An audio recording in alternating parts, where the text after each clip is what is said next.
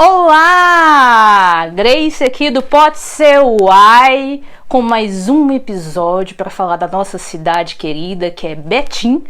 E hoje, com uma figura muito ativa aqui da cidade, estou falando do Álvaro Alvim, que é uma das figuras ativas da cidade há quase 50 anos, né? Não querendo denunciar a idade. O Álvaro é músico, bacharel em Direito, empreendedor, formado na questão do meio ambiente, na gestão ambiental, e atuou também na questão ambiental, lembrando que este é um mês em que se comemorou o Dia Mundial do Meio Ambiente, que foi dia 5, e a gente sabe que algumas coisas vieram à tona nos últimos dias. A gente vai falar um pouquinho sobre isso, né, Álvaro? Pai de 3 filhos, Alice, Luísa e Pedro. Seja muito bem-vindo. E antes de mais nada, ative o sininho, siga e compartilhe no canal. O canal vai na íntegra no YouTube e os cortes acontecem no Instagram. É isso, primeiro dar boa noite ao público que te acompanha. Te agradecer pelo convite, Grace. Você falou do sininho aí, lembrando os 3 Cs da mídia social. Curte, comenta e compartilha, né? Então, eu só falei na ordem errada, mas é isso. Mas é isso. É porque agora eu lembrei, né, de um momento que também eu fui apresentador. Quem me acompanha, ou quem não acompanha, uma hora pesquisa o Figura da Cidade, né? Que era um formato também ainda antes dos podcasts, e era muito legal de apresentar o Figura da Cidade. Mas um atributo, né? Você é apresentador, teve um programa muito importante na cidade de Betim que chama Figura da Cidade, apresentador o Álvaro, que fazia esse movimento aqui, trazendo todas as figuras importantes da cidade. Um trabalho muito importante, né, na cidade de Betim. Foi legal, foi bem legal. E o Figura da Cidade, quando a gente fala, se a gente for voltar aí quando você fez essa apresentação da questão ambiental, o Figura da Cidade teve um importante papel na discussão de um momento em Betim que a gente ia ter um grande retrocesso, que era o momento em que o prefeito da cidade, até inclusive é o atual prefeito, mas no primeiro mandato queria levar um centro de triagem de material reciclável para o entorno da APA da Vaz das Flores. Então assim, eu já estou falando... Não pode falar, isso é até importante que recentemente teve até um movimento lá nas Vassas das Flores, mesmo, estava querendo transformar, me parece, me corrijam aí se é pessoal, se eu estiver falando coisa errada.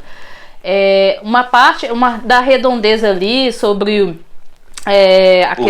o rodoanel que passaria ali, ia destruir uma mata, uma área de preservação. Dentro de uma parte da APA, né? Da APA é a área de proteção ambiental. Então essa APA ela é instituída justamente para garantir aquilo ali como uma área. A APA demonstra a importância dessas áreas de preservação para que a gente tenha qualidade de vida, né? O meio ambiente é o que nos garante a qualidade de vida. E a Vaz das Flores é uma APA importantíssima, principalmente porque ela é a nossa bacia hidrográfica, né? Ela nos fornece água potável, não só para a gente, como uma parte de Contagem, como uma parte de Belo Horizonte. Então, a APA da Vaz das Flores, ela é de extremamente relevância para a questão ambiental de uma parte do colar metropolitano. Então, assim, qualquer atividade que vai invadir e que vai degradar o meio ambiente, mesmo que não seja dentro da APA, né? Dentro da APA nem pode, né? Por isso é uma área de proteção, né? Isso tem regularização para isso, tem legislação que institui aquilo como APA, não é? Chega lá que é uma APA, então tem a limitação da APA, e aí nós estamos vendo várias situações, primeiro, que não garantem essa legislação de APA com construções de condomínios, de veraneio. Só uma coisa, só para esclarecer quem estiver nos assistindo, o que é APA? Área de Proteção Ambiental. Muito bem. Sigla APA. Muito bem. Mas o seguinte, o Figura da Cidade, voltando lá no Figura da Cidade, depois eu acho que pra gente falar da Várzea das Flores, teria que ser um programa específico sobre a APA da Várzea das Flores. Então você já está convidado a retornar aqui pra gente falar sobre as Várzeas das Flores e todo o cenário atual em relação ao meio ambiente em Betim. Porque a Várzea das Flores, ela tem divisa com Contagem, né? Então nós temos um corresponsável, tá? Nós somos responsáveis com um corresponsável e lá a mesma coisa, são responsáveis com nós como corresponsáveis. No sentido de limitações de município.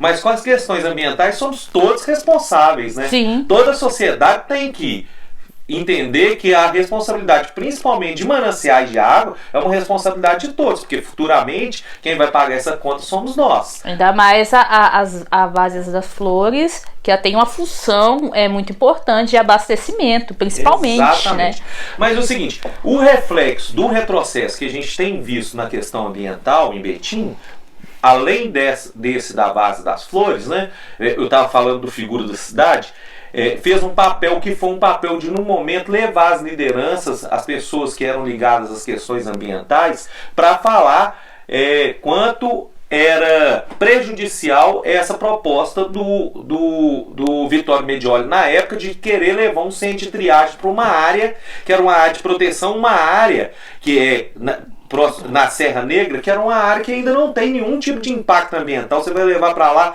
um lixão. E a Serra Negra é aquela lagoa também, né? A Serra Negra é um pequeno maciço que cerca a parte de aquela que tem a lagoa também, da Copasa? Ou eu tô enganado? Não, a Serra Negra tem uma lagoa que é lá da Fazenda Santa Cruz, que é próximo do assentamento Santa Cruz. Ali começa a Serra Negra. Que vai até no Liberato e estende até a Várzea das Flores. Então é uma região com muita característica rural e bem preservada ambientalmente. Então, deixa eu te perguntar uma coisa. Você falando sobre sobre os lugares que você estava escolhendo para fazer ali centro de triagem. Centro de triagem, o lixão. Quais são os critérios para escolher o lugar correto para destinar esse lixão? Tanto que o projeto não andou para frente, porque na hora que começou as lideranças, representações, as pessoas que têm uma militância na questão ambiental começaram a mobilizar a população para ficar atenta quanto essa situação, eles não conseguiram apresentar as motivações e os interesses coletivos e públicos para levar para lá. Tanto que retroagiram, desistiram de fazer. Quando eles falam, vamos fazer um lixão em lugar tal, parece que, não sei se é aleatório. Mas tinha um monte de conceito. Tinha problema porque hoje a gente tem um Essence que é na beirada da rodovia, e o Essence poderia prejudicar a construção do aeródromo, que era um projeto do prefeito. E que aí, levando para lá, licenciando como uma área de centro de triagem, seria um facilitador para depois licenciar uma área de aterro sanitário, tirar o aterro de lá que prejudicava, para ter o licenciamento do aeródromo. Porque você não pode ter uma área de tratamento de resíduo de grande porte igual é o Essence perto de um aeródromo por várias questões. Por questões de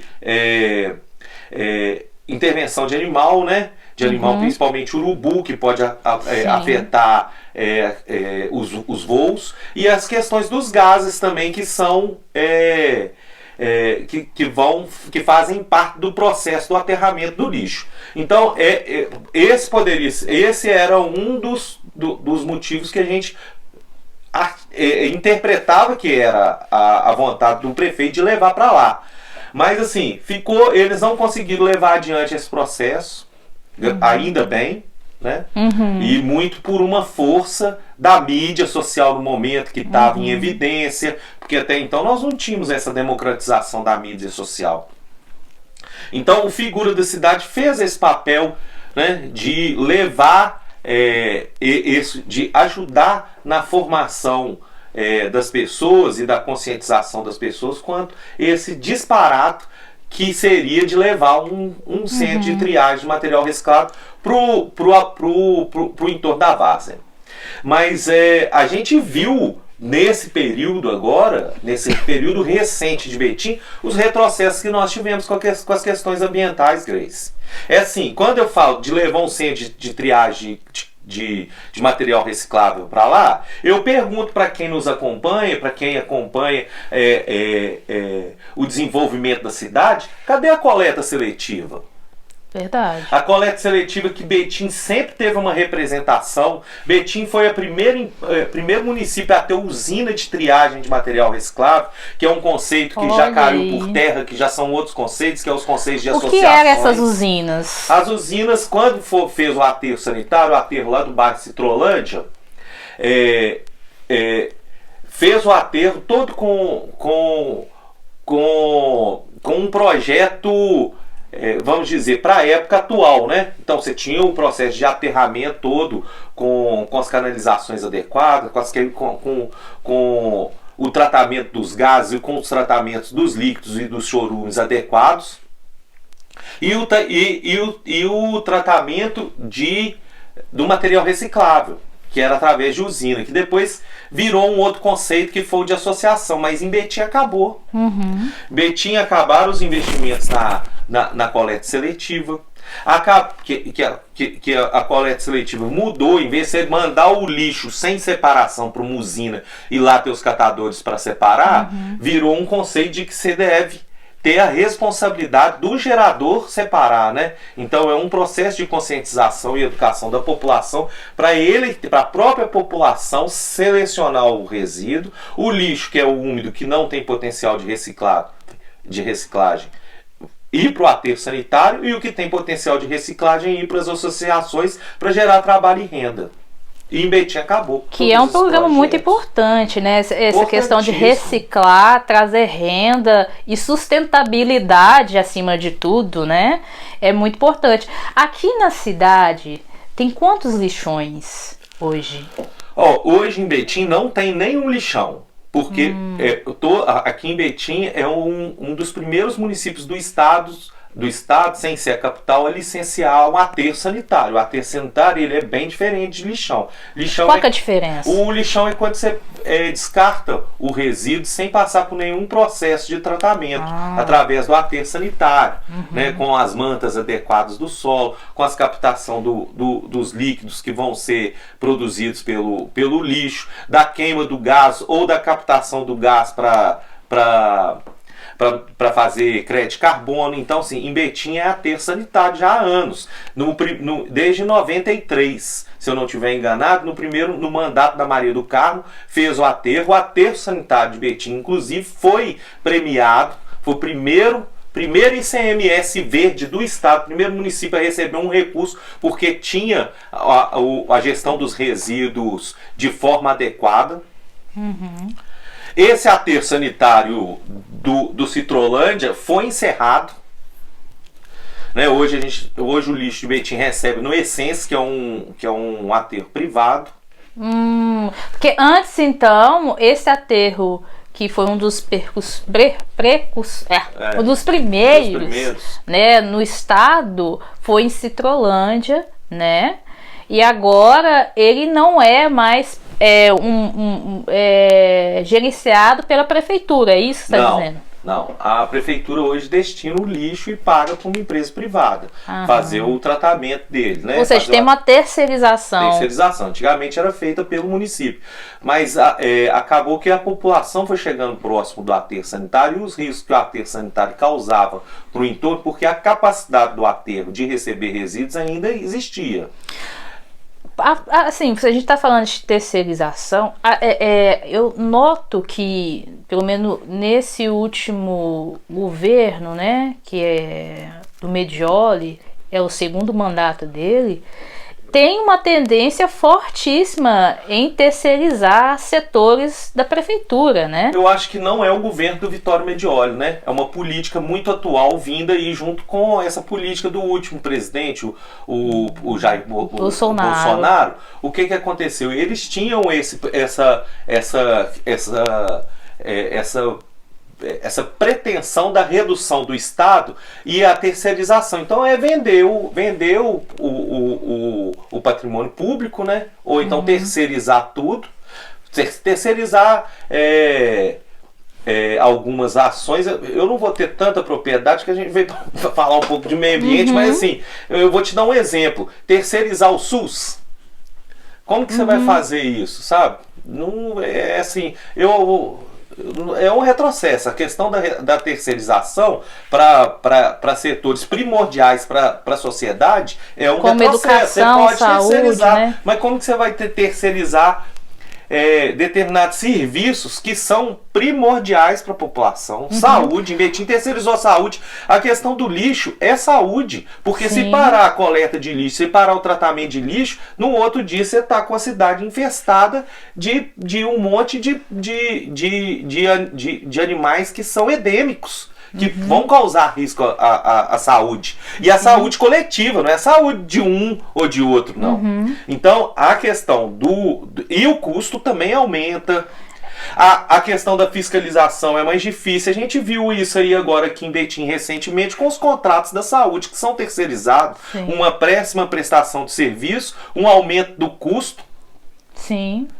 E assim, então eu não vejo que... É lógico que tem serviços públicos que cabem terceirização. Agora você vai terceirizar serviços públicos que são primordiais para a existência e aonde o servidor faz uma função muito grande. Porque como que você terceiriza um determinado profissional que ele não pode relatar que está usando um equipamento inadequado, que está usando um curativo inadequado, porque senão ele é demitido?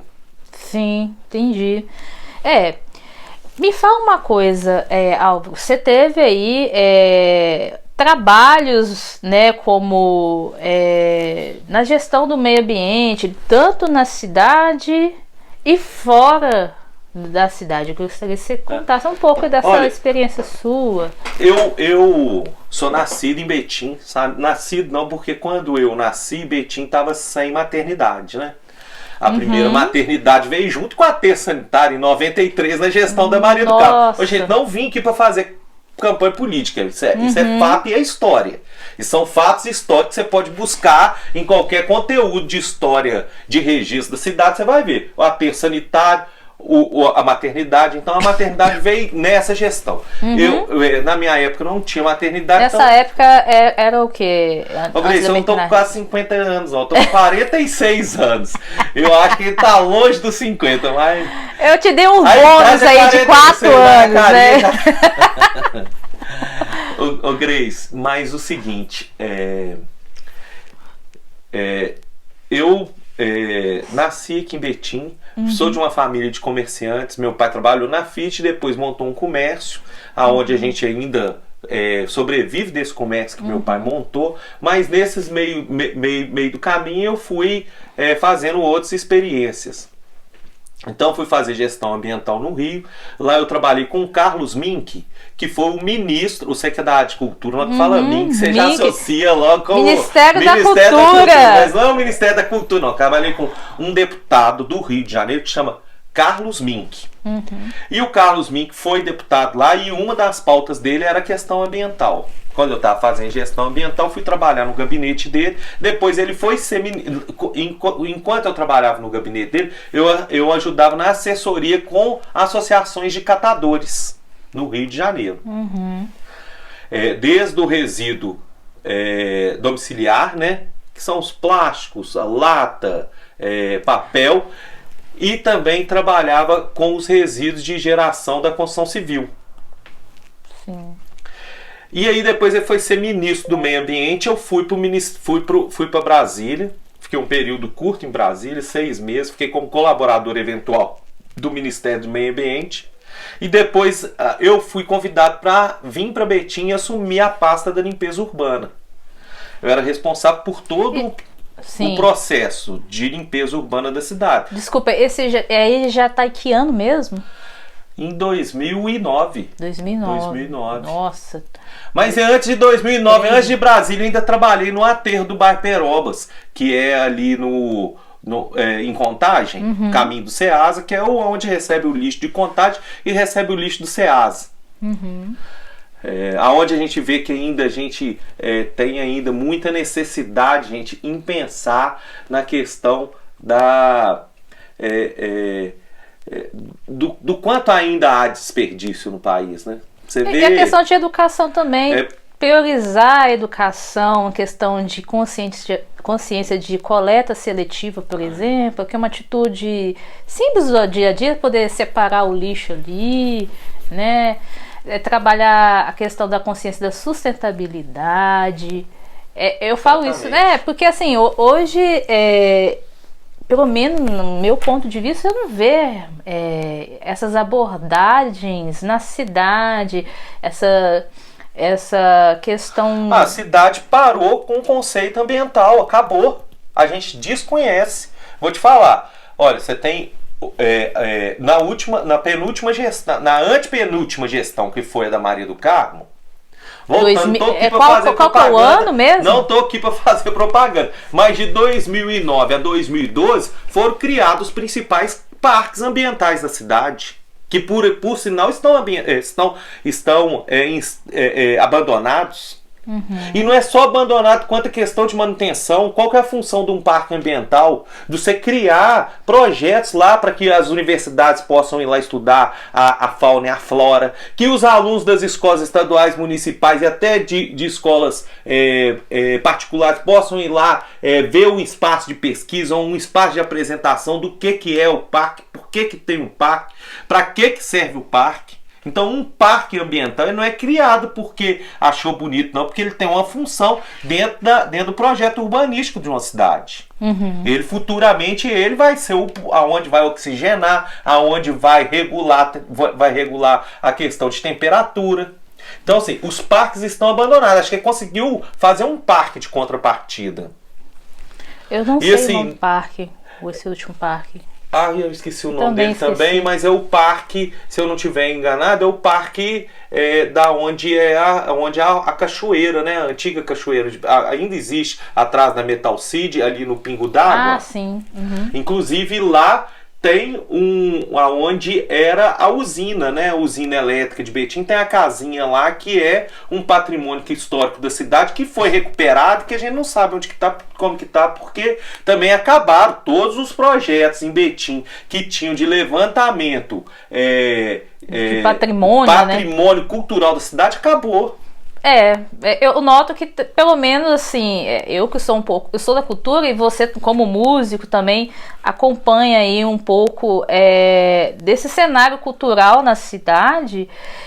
Eu percebo uma ausência mesmo de levantar pelo menos o debate sobre esses patrimônios que tem na cidade, de restauração, de ter projeto para restaurar, de ter projeto para trazer história, porque tem muito betinense, eu noto, que não conhece todo esse patrimônio, essa história que Betim tem, esses registros que deveria ter, se não tem, né? Só te perguntar um negócio. Aonde que eu olho ali quando eu quiser falar com isso.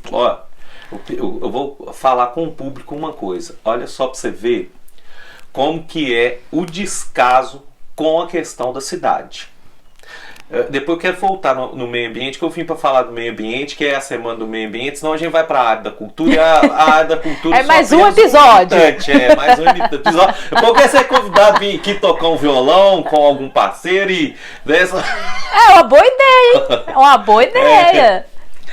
Mas o seguinte, você vê o descaso com a cidade. Quando a gente fala assim, do levantamento artístico-cultural, e deu investimento na cultura da cidade, não acabou o investimento na cultura da cidade, porque o investimento na cultura da cidade não é fazer uma festa, é lógico que tem que ter festa de grande, médio, pequeno porte, com artistas de grande porte, com os artistas locais, com os artistas do entorno, de rock and roll tem que ter, de samba tem que ter, mas os artistas que também movimentam cenários culturais periféricos, que é a capoeira, que é o hip hop, que é o sertanejo, que é a moda de viola, que é o congado. Uhum.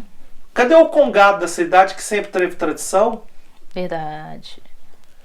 Então, assim, a cidade precisa de retomar uma coisa que é fundamental para qualquer coisa: cuidar de si. Uhum. Você não cuida do outro se você não cuidar de você. A cidade é a mesma coisa. Se ela não cuidar dela, se ela não cuidar do patrimônio histórico, se ela não cuidar da cultura, se ela não fazer investimento na educação, deixar a saúde chegar nesse ponto, não adianta a gente. Nós não vamos conseguir cuidar do meio ambiente mesmo. Exatamente, sobretudo o meio ambiente, né? Você entendeu? Grace, voltando na pauta do meio ambiente, esses dias eles estão retomando uma discussão sobre as URPVs, Unidades de Recebimento de Pequenos Entulhos. Esse projeto fui eu que trouxe para a cidade, eu idealizei, fiz os estudos de área, eu fiquei na pasta de meio ambiente do começo até o fim da gestão da Maria do Carmo. Nós pontuamos a cidade, fizemos um levantamento na cidade inteira de pontos que eram de descarte, assim, vamos dizer históricos, que já era aquele ponto ali que não adianta você limpar, porque você estava limpando, saía a máquina estava sujando. Uhum. Então nós fizemos levantamentos nos pontos que a gente não conseguia, porque era privado, que não conseguia, a gente identificava um ponto próximo e nós fizemos as unidades de recebimento de pequenos volumes.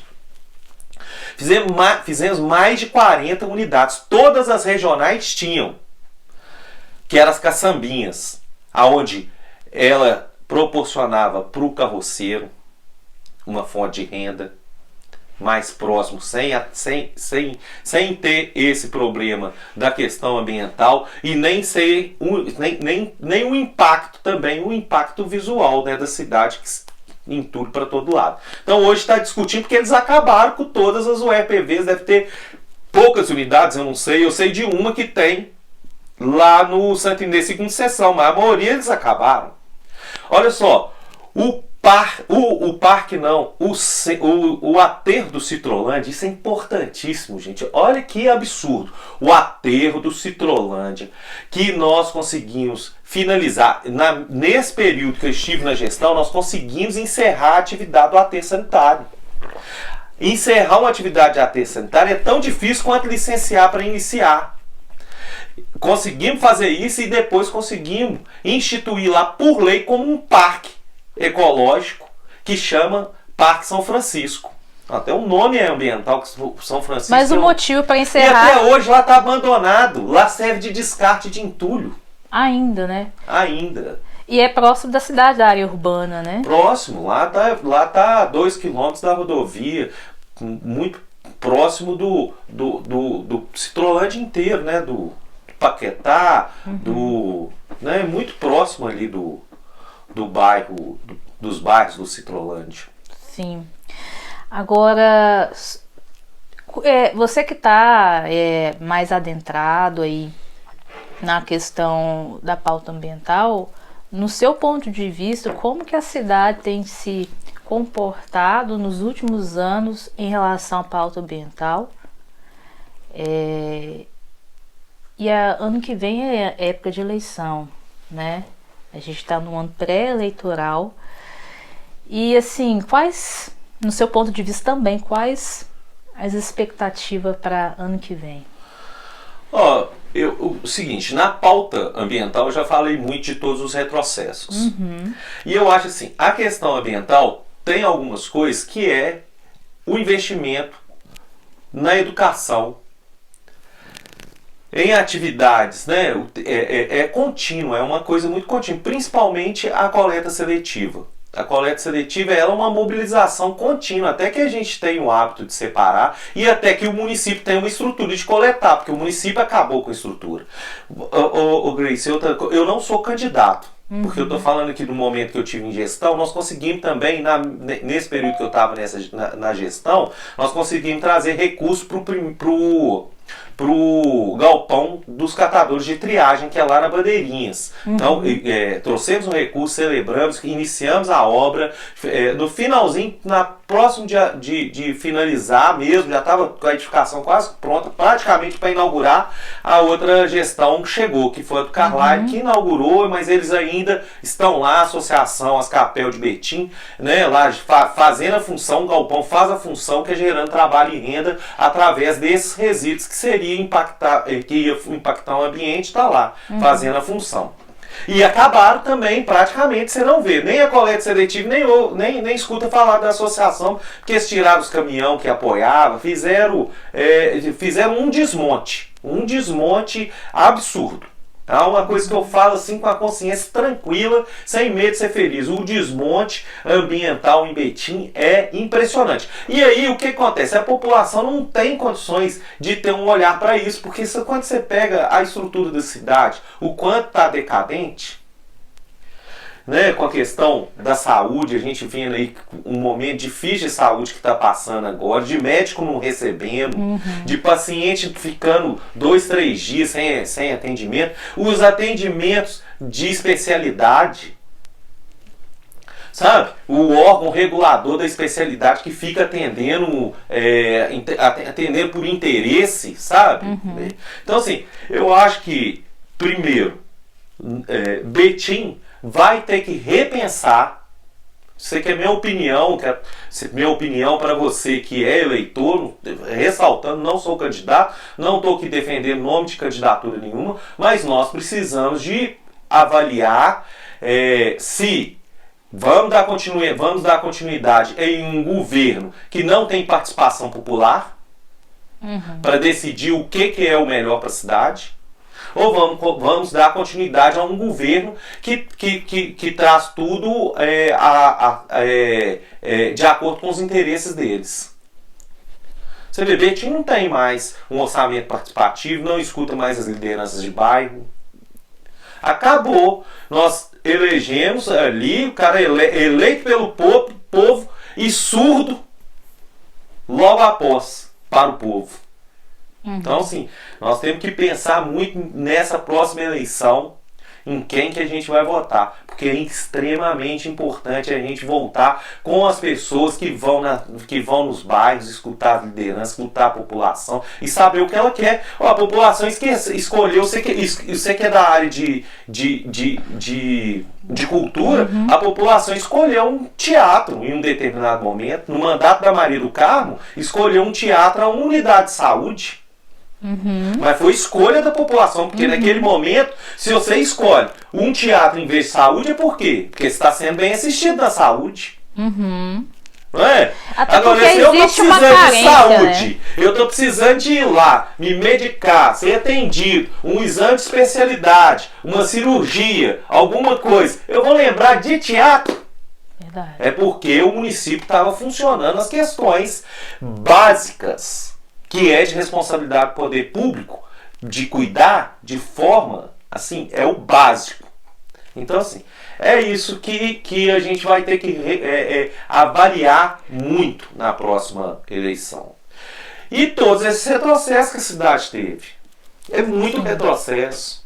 Sim, como eu disse, né, esse último governo que eu mais noto é essa tendência forte, igual ao antecessor da presidência, né, que é essa presença forte de terceirização, né.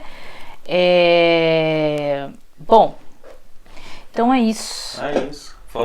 Vamos finalizar, porque o Álvaro vai voltar aqui, porque além da pauta ambiental, né, já estou deixando o convite aberto, né, não foi combinado nos bastidores, estou fazendo convite no ar, Verdade. de a gente chegar a fazer um debate também da questão da cultura, visto que tem a Paulo Gustavo, a Aldir Blanc, a Noemi Gontijo e tantas outras coisas. Essa cidade que é cheia de artistas. Lembrando, Grace, depois o pessoal pesquisar aí em qual que foi o mandato que foi construído e votado, e quem que foram os vereadores que votaram a primeira lei de cultura da cidade, que é a Noêmia Gontijo.